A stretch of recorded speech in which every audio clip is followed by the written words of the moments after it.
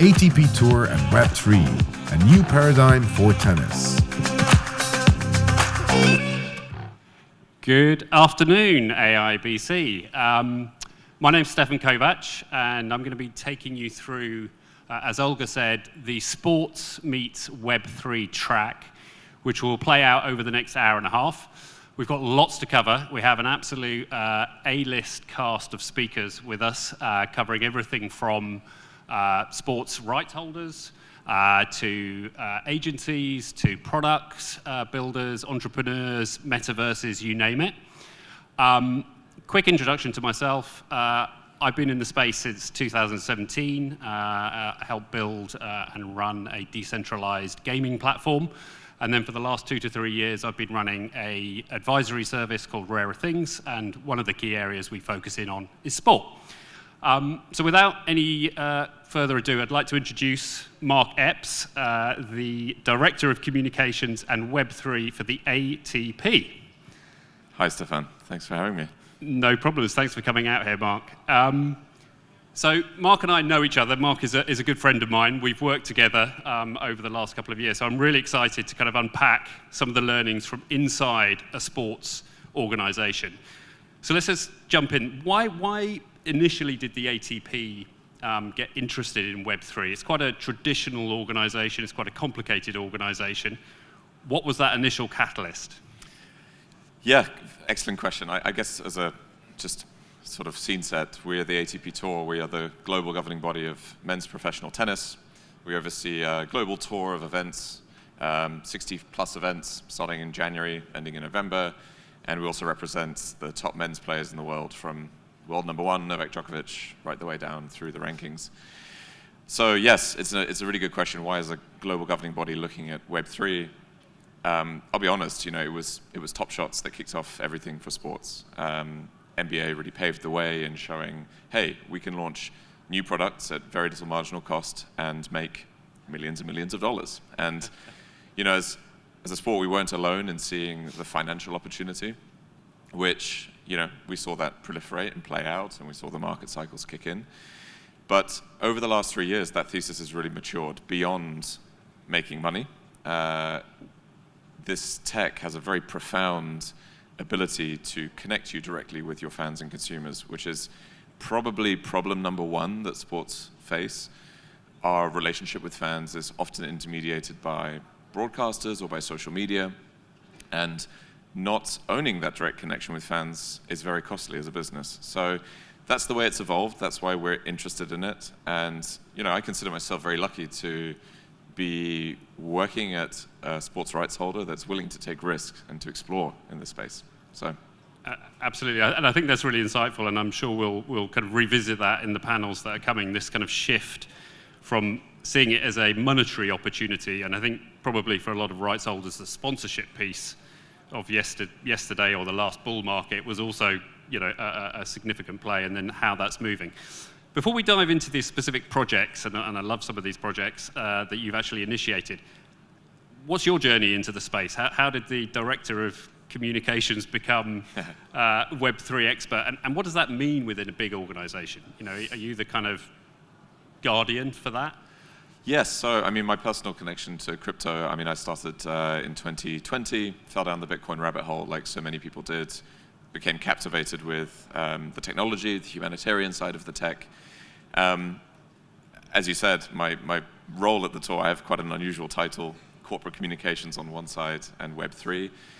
The answer to your question is that I was the crypto guy at the tour. And so, I put my hand up very early on and said, I'm interested in this tech. I think there's opportunity. I think because of the complexity and the time required to wrap your head around Web3, it often falls on potentially more junior people at companies. Web3 is something that started out as sitting under our business team and our chief business officer. And to put it quite bluntly, especially with what we've seen in the last couple of years, we just have other priorities as a business. So it was natural for somebody, at my level to take on the role. And yes, I guess I am the face and the guardian, as you put it, of Web3 at the organization. It's been, as I said, really empowering for our management to say, hey, we see an opportunity, go out and take some risks. And it's also been fun to help educate and to help bring people along the journey within the ATP and within the wider tennis ecosystem. So we'll talk about a couple of projects we've launched to date, both very different, and we've got big plans about where this is going and what it could mean for our sport. So lots of positive momentum. Cool. Yeah, I can only imagine the kind of the role of educating, the organization. I know that from kind of an outside perspective.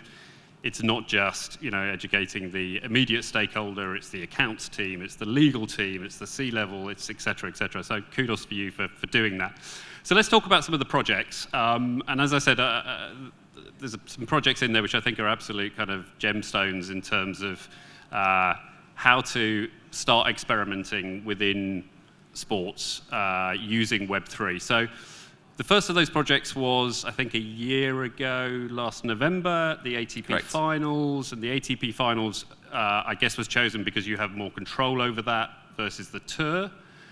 And the initiative was called Love. So tell us about Love. Correct. So Love was our first play in the Web3 space. It was a generative art collection that we launched together with Art Blocks and a wonderful artist called Martin Grasso. And as Stefan mentioned, the project was built around our year-end finals in Turin, the NITO ATP finals. The whole reason that we delved into that particular niche of Web3 was born, firstly, out of our constraints, what we can't do.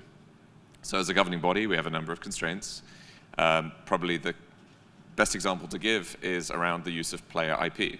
Unlike an NBA team or the Premier League, we have no right as the tour to leverage players' name, image, and likeness. So we have broadcast constraints, we have IP constraints, but the one thing that we do control end-to-end is data.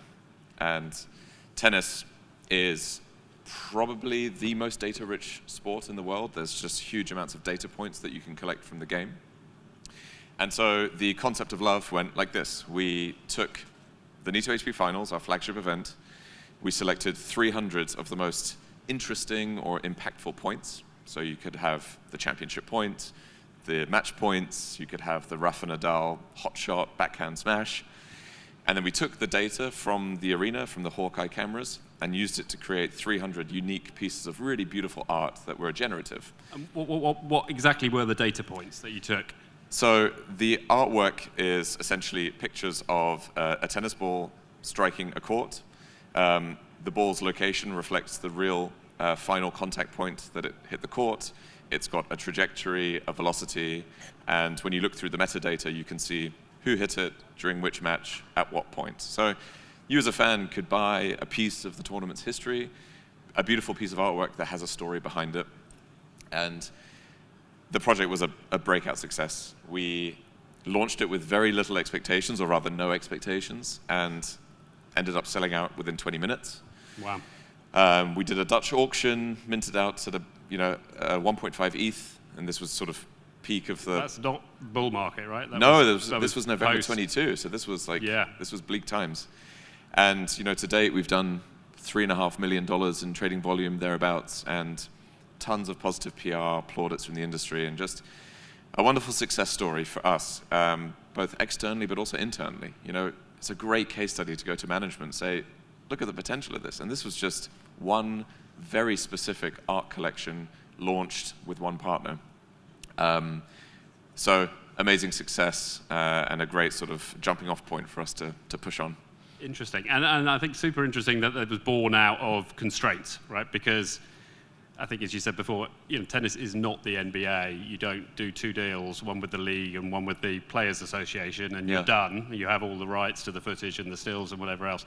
That's far from the case, right? Correct. So, and in a way that helped us because it helped narrow our focus. I think, I've never been in a position where we do have full rights to leverage, for example, athletes. There have been many projects with athlete IP that have not succeeded, and I think it's not to say that having the full range of options makes you sort of lazy. I wouldn't say that, but it's the constraint focused us, and the thing that also made us do was keep the proposition extremely simple. And if I had to point to one thing as to why the project sold out and generated so much buzz, it was the simplicity. Easy to understand, not over-promising, not over-complicated. Yep. And you also had a physical component. I believe you've got some of the artwork around the head office. Yeah, that's correct. We the artist printed a few of the prints, signed them for us, and we have them up in our HQ in London. And it's a lovely reminder when we walk into the office to see NFT art on the walls. Very and, cool. Very cool. Remembers the past, but also looks ahead to the future journey. Nice. Very nice. So it would have been easy for you to just say, well, look, this was a runaway success. Let's just rinse and repeat. Maybe tweak it a little bit. But you didn't. You did remain within the kind of art space to kind of continue that sort of theme a year later with posters. So talk to us a little bit about posters. Talk to us, what was the thinking behind it, what worked, what didn't work? Yep. So you teed that up really nicely. Fast forward a year, we were faced with the question of what are we going to do next? As you said, probably the easy thing to do would have been to rinse and repeat. Partner with art blocks, work with a new artist, go again, make a bit of money. But to be honest, that didn't excite us, and in the spirit of innovation, we wanted to see what can we do to create a project that actually appeals to our wider fan base, because that's ultimately the play. Love was a very niche collection, and so we asked the question, what can we do to bring more people in? So we launched posters, and the concept behind posters was accessibility for all. We created a very beautiful event poster together with a world-famous artist, Honor Titus. They were $50, and there were two very interesting elements to it. The first was that it was phygital, so you would buy a physical poster and get its digital twin. And the second was that it was co-created. We partnered with a platform called Artchild, where you could create your own unique design, mint it, and have a unique piece of memorabilia in your home. So I'll be honest, the project did not do as well as we'd hoped. We never set hard targets of what we wanted to achieve in terms of numbers, but the project did not do as we hoped. And why do you think that was? When I reflect on it, and of course hindsight is 2020, I think what we lost sight of was exactly the thing that helped us on Love, which was the simplicity. At the end of the day, the poster's concept was quite complicated. You had to understand what is an NFT, what is co-creation, what does phygital mean, who's the artist, why is he a big deal? There's just too much going on. Yep. And we launched this during the finals in 23, and I have really a newfound appreciation now for how difficult it is to cut through at one of your biggest events. You've got so much going on, right? You've got partners activating, you've got on-court results, and trying to tell a complex story and educate fans and consumers amongst all that noise was really, really hard.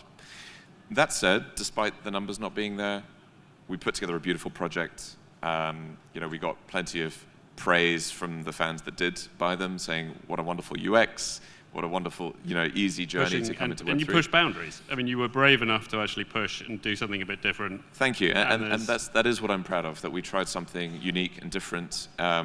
And we learned a lot. And honestly, for me, that's extremely, extremely valuable. And again, credit to our management for saying, this is the spirit of innovation. You try, you make your bets. Yep. Some pay off in a very big way, some less so, but it's all learning. Absolutely, 100%. So we're running short on time. So I want to jump into straight away, what next? So you've done two initiatives. Where's your head now? Where are you looking kind of strategically in the next kind of year or so? Yes, I'll try and be quick because we've got a minute and 30. But the big play for us is loyalty, Web3 loyalty or fan club, as you might think about it. Really to solve the problem that I referenced at the start, which is that we don't know our fans. There are 1 billion tennis fans, more or less, in the world, and we have very little data on who they are, what they like, how they consume our sport. And when you look at the tennis landscape, everybody likes the sport in a different way. They go to different sets of events. They may have different sets of favorite players. They might like Nike or Adidas or Lacoste. All of that is dark to us. And what does that mean? It means recognizing and rewarding loyal fans is difficult, and it makes retargeting and remarketing very, very hard. So I have this vision of a digital fan club based on the blockchain in which every engagement you have with a sport is essentially recognized in your wallet by a digital token. So going to an event, buying a ticket, following a player. Nice. And the reason that you would build this on blockchain is because of the power of interoperability and all of the future value that can unlock for your fans. This is within the tennis ecosystem and beyond, presumably, both. with sponsors, with... Both, correct. So it solves another issue in that tennis is quite fragmented. We have different stakeholders. We actually have 7 different bodies that run the sport. Wow. And again, my pitch internally to our teams is don't build in data silos. Don't build in the Web2 way. We want to be future-proofing ourselves. We want our fan base to be able to experience Wimbledon and US Open, Australian Open, just in the same way as they do the ATP Tour. Yep. And likewise, go out into this broad ecosystem of partners. I mean, we have 1,500 commercial partners across the tour between the tournaments and the players. That's a huge network. It's an interesting sell because, as my friend Tarek Naslawi likes to say, it's like selling the first telephone when you talk about interoperability. But that future is coming, and a large part of my job is about education and seeing that vision through. Fantastic. No, I mean, I think that's super interesting, and I think knowing tennis like I do, I think the opportunity for interoperability, and that's happening anyway, right, with other initiatives, between the different tour stops, between the slams, between all of the stakeholders, is there for the taking. I suspect it will take a while, but kudos for you for pursuing that. Thank you very much. Our time is up, but thank you, Mark, for coming. Much appreciated, and for sharing your insights. Thank you, Stefan. Thank you. Thank you, everyone.